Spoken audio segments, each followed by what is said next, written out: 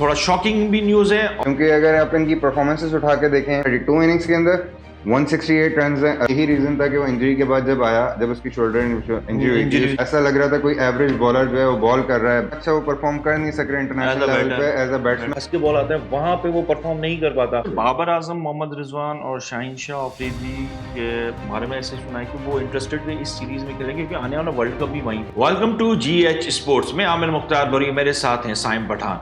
आज हम बात करेंगे श्रीलंका में होने वाली 3 रोजा सीरीज के लिए पाकिस्तानी टीम का ऐलान हो चुका है, जिसकी क़यादत सलमान अली आगा करेंगे। 15 रुकनी स्क्वाड के अंदर कुछ ऐसे नाम भी हैं जिसकी थोड़ा शॉकिंग भी न्यूज़ है, और उसके हवाले से हम बात करेंगे आज पूरी टीम के साइम पठान से। साइम पठान, कैसे देखते हैं पाकिस्तानी टीम को आज, जिसमें सलमान आगा जो हैं क़यादत कर रहे हैं, उनके साथ फ़खर जमा है, साइम अय्यूब, साहिबजादा फरहान, 2 नए नाम आए, अब्दुल समद और अपना ख्वाजा नाफे। अस्सलाम वालेकुम।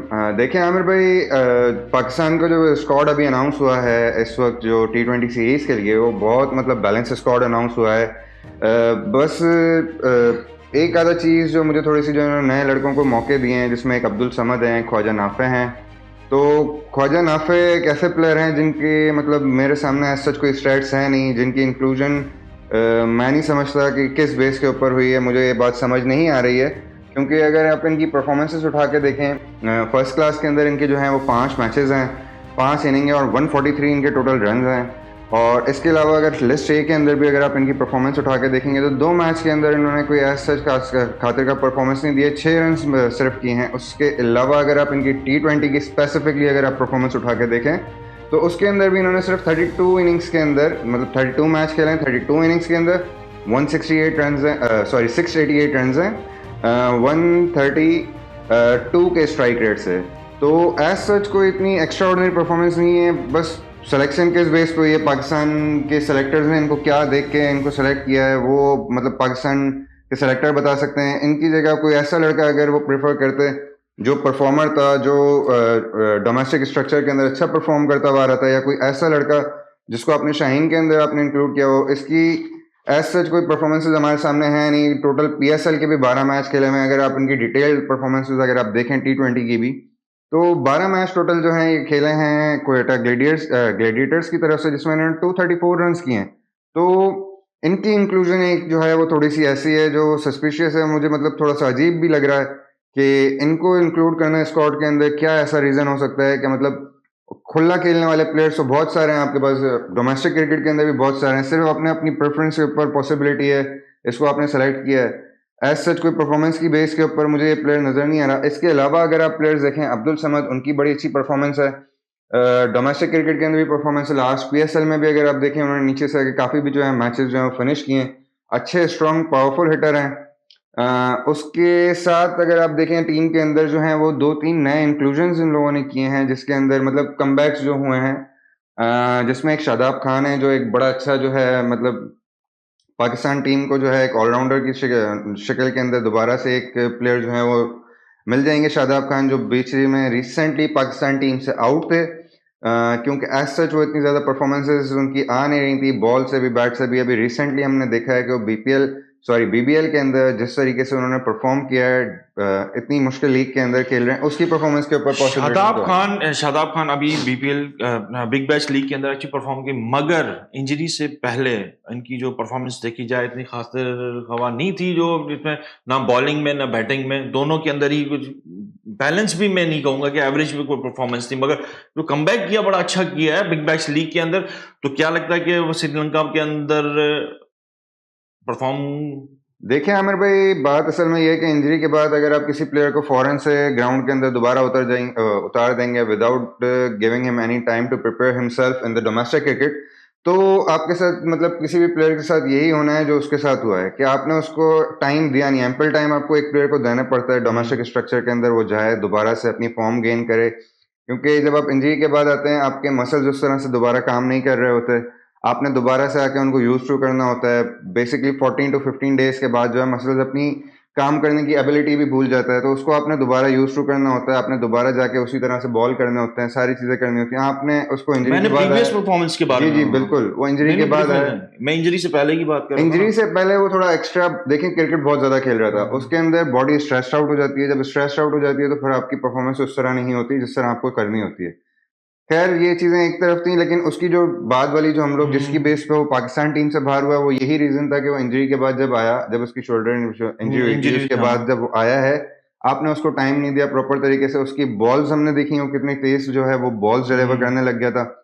ऐसा लग रहा था कोई एवरेज बॉलर जो है वो बॉल कर रहा है, बैटिंग में कोई एज सच कोई उसकी परफॉर्मेंसेज नहीं परफॉर्मेंस थी। नहीं थी यहाँ खातर खौफ। तो उसके बाद जब ये दोबारा डोमेस्टिक में गया, इसने परफॉर्म किया है, फिर लीग्स के अंदर, अभी इस वक्त बिग दुनिया बैश की में सबसे बड़ी लीग, बिल्डी के सबसे अंदर अच्छी लीग जिसको हम as a Big Bash compare league करते है। हैं, बिग बैश लीग, उसके अंदर इसकी अगर आप परफॉर्मेंसेज देखें तो इसने बहुत अलग किस्म की परफॉर्मेंसेज की अच्छा हैं, एज अ बॉलिंग बॉलर में, as a as a bowling batsman भी। बैटर भी लो तो ऑर्डर पे इसी आके वजह से इसको जो है दोबारा कंसिडरेशन में, और आमिर भाई ये एक एक्सपीरियंस प्लेयर है, पाकिस्तान हाँ के लिए Pakistan champions trophy winning squad का भी हिस्सा थे। साथ है। तो इनको मतलब इतना एक्सपीरियंस है कि जब ये श्रीलंकन टीम, मतलब सॉरी, श्रीलंकन ग्राउंड्स में जाएंगे और वहां जब जाके खेलेंगे, तो मुझे नहीं लगता कि इनको ऐसा एक थोड़ा प्रेशर होगा कि कमबैक हो रहा है, उस चीज का प्रेशर इनको हैंडल करना पड़ेगा। बाकी ऐसा जिनको कोई ज्यादा प्रॉब्लम नहीं होनी चाहिए। बाबर आजम, शाहीन शाह अफरीदी, नसीम शाह, मोहम्मद रिजवान, इनका ना होना क्या टीम के ऊपर इम्पैक्ट पड़ेगा?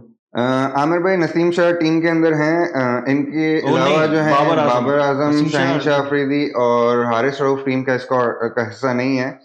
लेकिन उनकी थोड़ी सी कमिटमेंट्स ऐसी हैं बीबीएल की टीम्स के साथ अपनी, कि वो टीम्स को ड्यूरिंग टूर्नामेंट जो है वो छोड़ नहीं सकते हैं, जिसकी वजह से पाकिस्तान ने उनकी जो है रिप्लेसमेंट में नए लड़कों को मौका दिया है, जो एक बहुत अच्छी चीज़ है कि एटलीस्ट आप सलमान अली मिर्जा अगर आप देखें, सलमान मिर्जा अगर आप देखें, तो ये वो बॉलर हैं जिन्होंने शाहीन शाह की जगह पे डेब्यू जब इनका डेब्यू हुआ, तो सलमान उन्होंने मिर्जा डेब्यू के अंदर ही 3-4 खिलाड़ी आउट किए थे। अच्छी बहुत अच्छे तरीके इकोनॉमिकल से, बॉलर है और बिल्कुल। अपना विकेट टेकिंग भी है।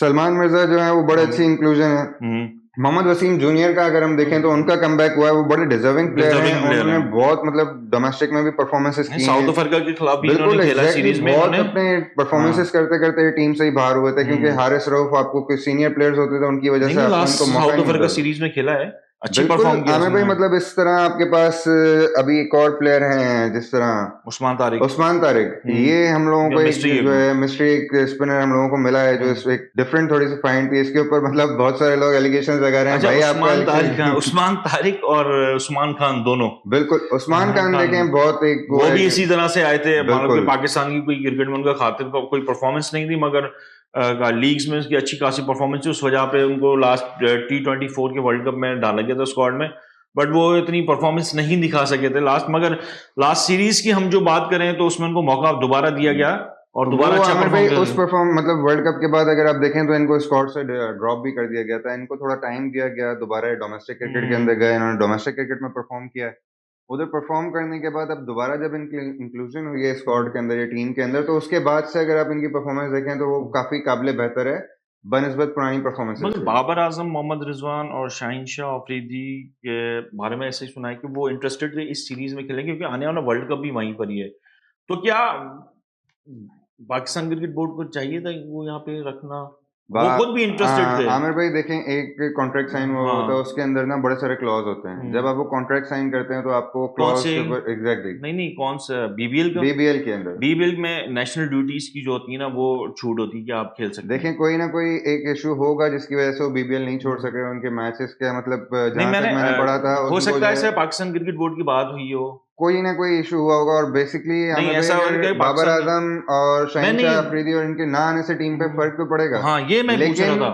उनकी जगह जो नए लड़के आ रहे हैं, हमारे पास एक बैकअप भी तैयार होना चाहिए। हमारे पास सबसे मसला शुरू से पाकिस्तान क्रिकेट के अंदर ये रहा है कि हमारे पास पीछे बैकअप में कोई स्क्वाड मतलब प्लेयर्स हमारे पास रेडी नहीं होते थे। अब हम लोगों ने बैकअप के लिए जो लड़के मतलब सेलेक्ट किए हैं, उसके अंदर एक तो बड़ी अच्छी इंक्लूजन है, अब्दुल समद, लेकिन दूसरे जो हमने रखे हैं मतलब ख्वाजा नाफे।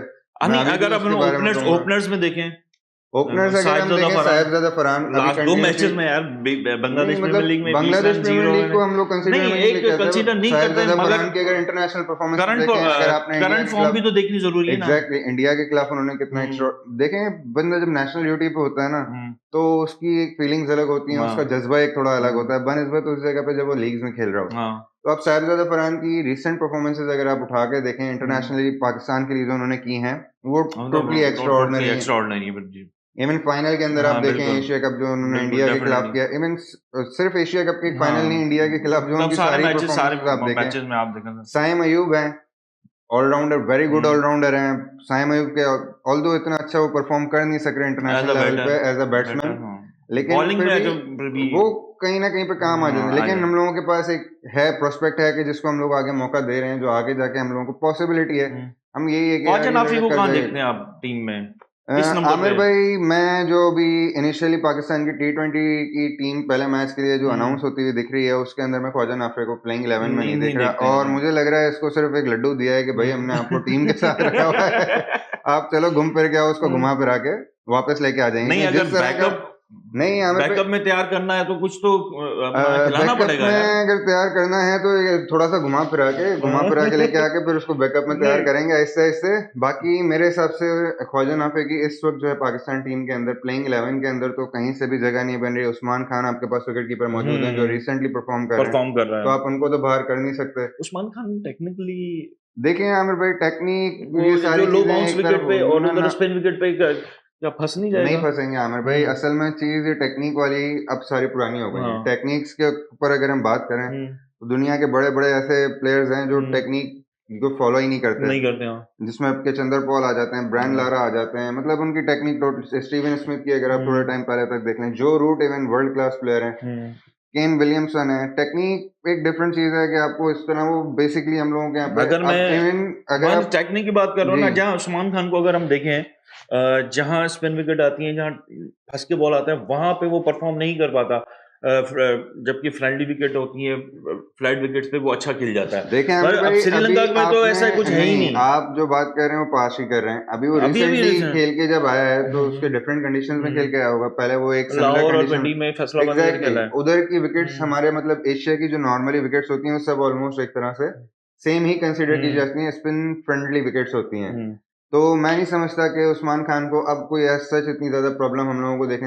अगर हम लोग एक आधा मैच के ऊपर उसको जज करना शुरू कर देंगे तो ये तो मेरे ख्याल से नाइंसाफी हो जाएगी। मिडल ऑर्डर आगा सलमान।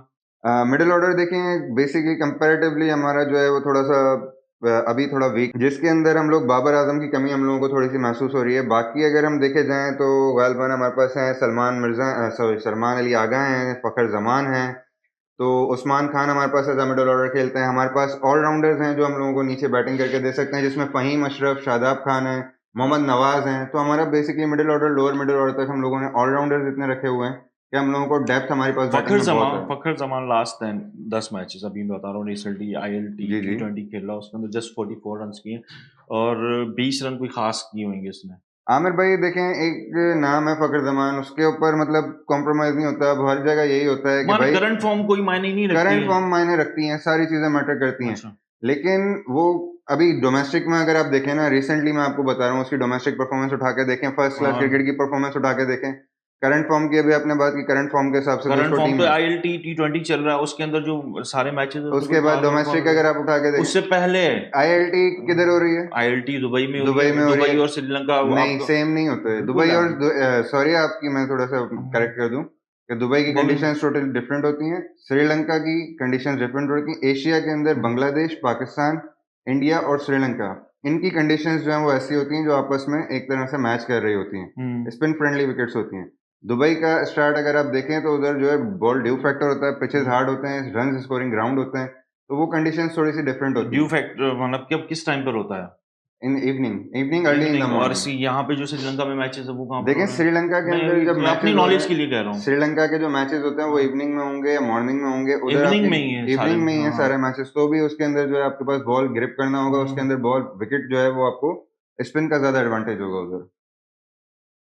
और अभी हम मिडिल ऑर्डर में बात करें तो हमारे पास अगर फिर स्पिनर्स में हम देखें तो किसकी जगह बनती है 11 के अंदर?